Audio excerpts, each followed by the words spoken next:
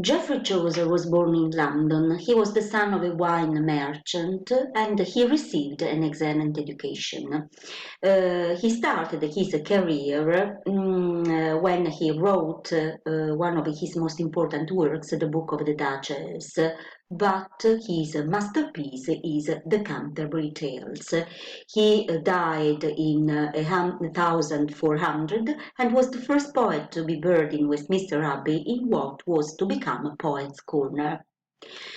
His most important work is the Canterbury Tales. It is an unfinished narrative poem. It is a collection of tales.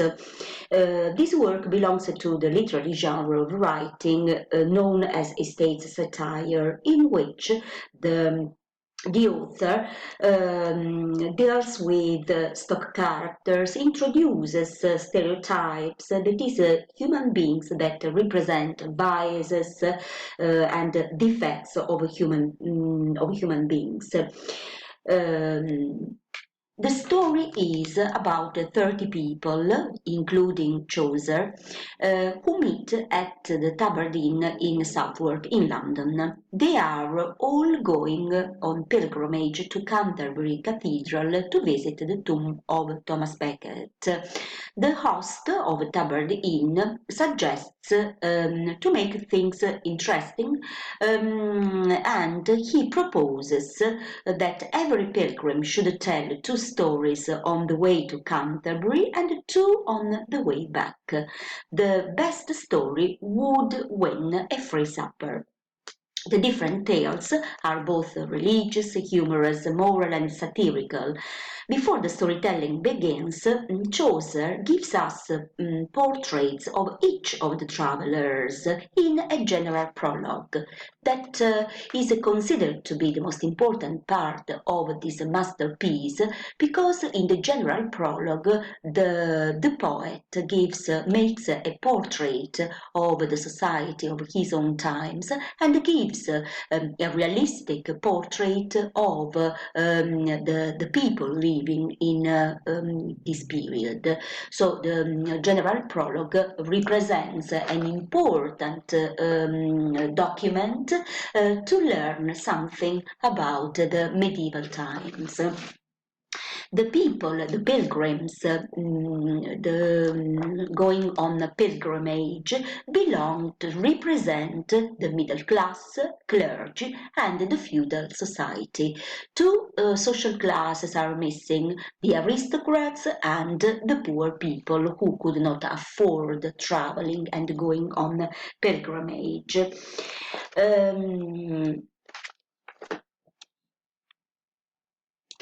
Chaucer used the idea of a pilgrimage as an organizing principle for his collection of tales, and he chose the pilgrimage to Canterbury as the framework inside which to introduce his tales, his stories.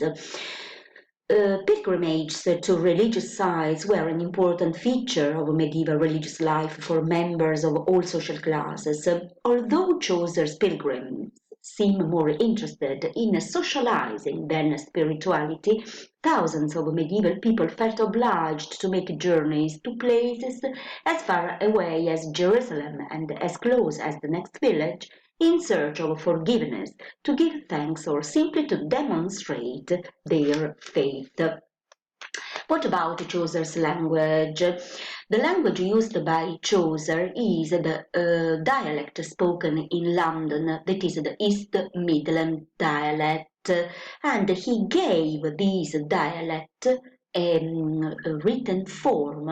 It is this the reason why he is generally considered to be the father of the English language, because he gave a written form to the dialect that was spoken in London.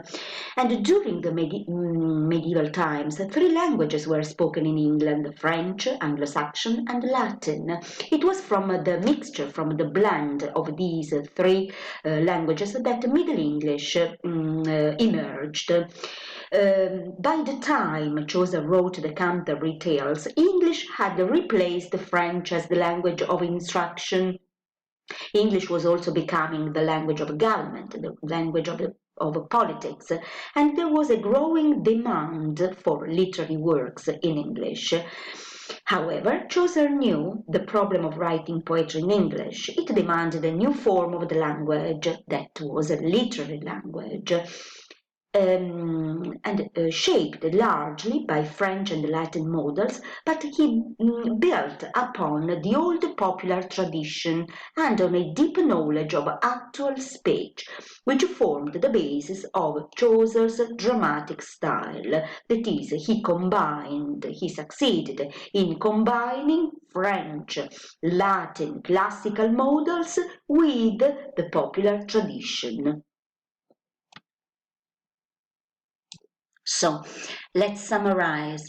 Geoffrey Chaucer, who was born in London, he is generally considered to be the father of the English language because he adopted the East Midland dialect. It is the language, the dialect spoken in London, to write his masterpiece, that is the Canterbury Tales. So he gave the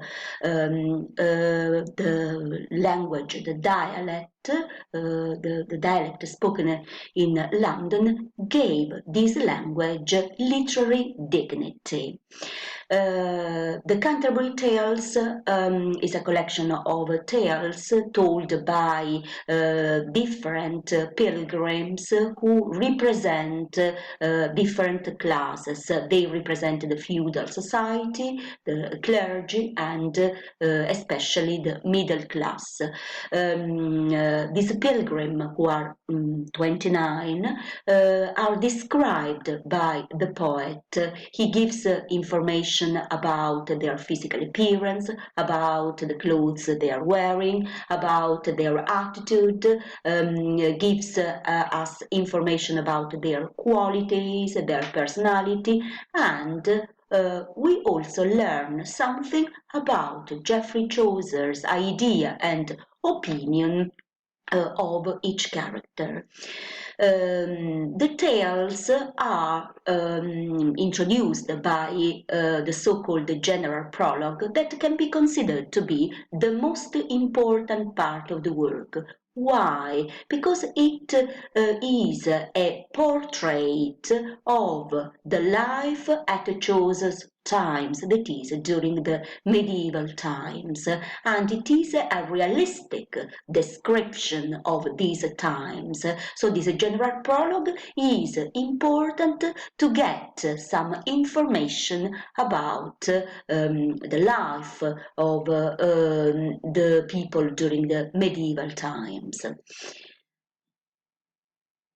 So, Chaucer's greatest merit lies especially in the fact that he created many characters to represent the social classes of his own times, and we can say that no writer in English literature had ever tried to portray his actual contemporary world in this way.